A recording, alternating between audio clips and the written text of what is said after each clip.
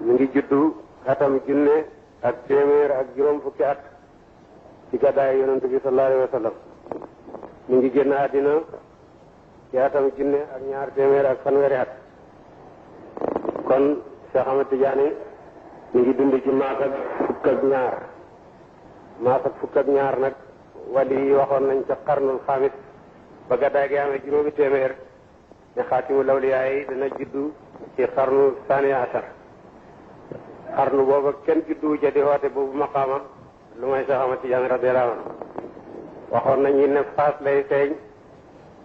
kenn génnut faas di woote boobu maqaama lu may Cheikh Ahmad Tidiane radiyallahu anhu waxoon nañ ne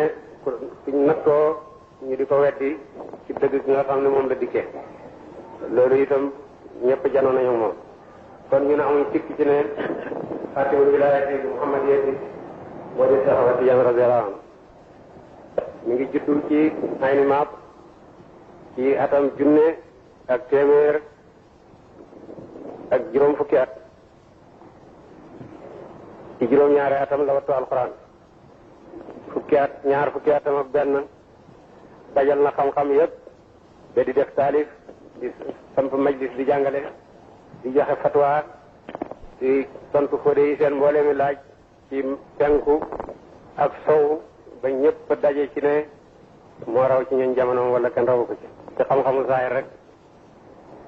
mu soog a soobu yoonu suufiyanke yi bëgg a xam yàlla topp na ay sëriñ yu bari jàpp na wér do xaadir yi jàpp na wér do chaadili yi jàpp na wér do xalwati yi ba yàlla may ko fathul akbar mu janoog yonente ci lu dul kiidaay yonente jox ko wér do yi nga xam ne ñun moom la ñuy jëriñoo tey ba nga xamee ne gàddaay gi am na junne ak téeméer ak juróom-ñeent fukki at ak juróom benn te gàddaay gi amee junne ñaar téeméeri at nag ñu soog ko mottali wér do yi muy ñetti téeméeri astaxfirullah téeméeri salaatu ala nabi téeméeri laa ilaha illallah yonent mi ko jox wér do woowu gaddul na ko ci ngëneel yu bari waruloon na ko ci yëf yu limu yoo xam ne lépp gis nañ ko léegi ci jamonoom foo dee jamonoom yépp nangul nañ ko amatu ñeel ko nekk ay taalibeem ba